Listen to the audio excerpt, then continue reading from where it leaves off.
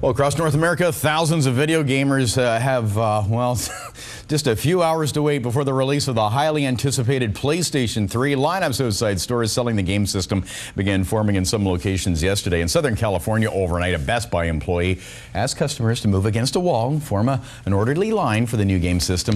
And that's when this broke out. Utter chaos. I need the first 34 individuals to line up.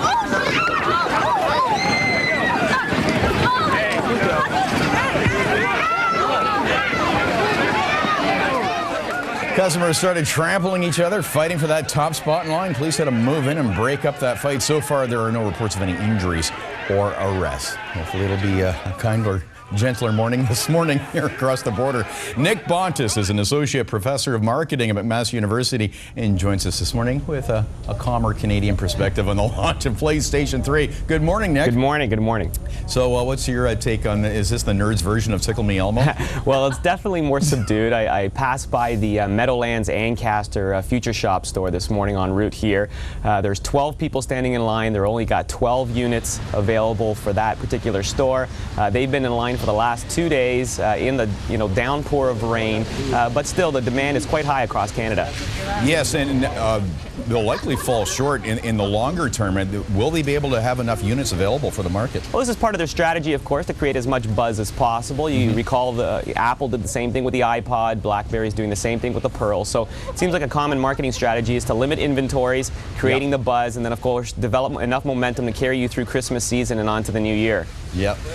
Now, let's talk about units. There's lots of competition out there. There's the Nintendo that we featured earlier this morning, which is a lower priced unit, but the Microsoft Xbox 360, which was launched last year, how do the two stack up against each other? Well, in terms of functionality and price point, obviously Sony PlayStation's at the top, Microsoft Xbox in the middle, and the Nintendo Wii is near the bottom. The Sony PlayStation at $680 compared to the Nintendo Wii at $280. But the Sony PlayStation is actually the premium deluxe thing. I mean, you got HD TV, high definition functionality, which means you can play a real life game.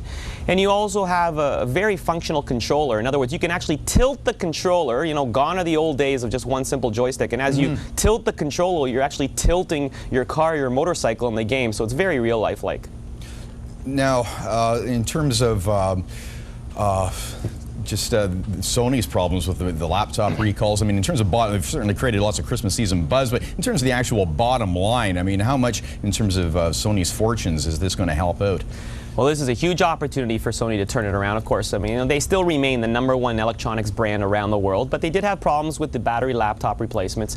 They've got about 40,000 units expected right now over this weekend to be sold here in Canada. Of course, they're expecting to sell 30 million units in the next 5 years of Sony PlayStation 3. 30 million units at $700 a pop, that's a $21 billion project. It's quite huge. You betcha. Nick Bontis, Associate Professor of Marketing at McMaster, thanks for getting up early. Thank you.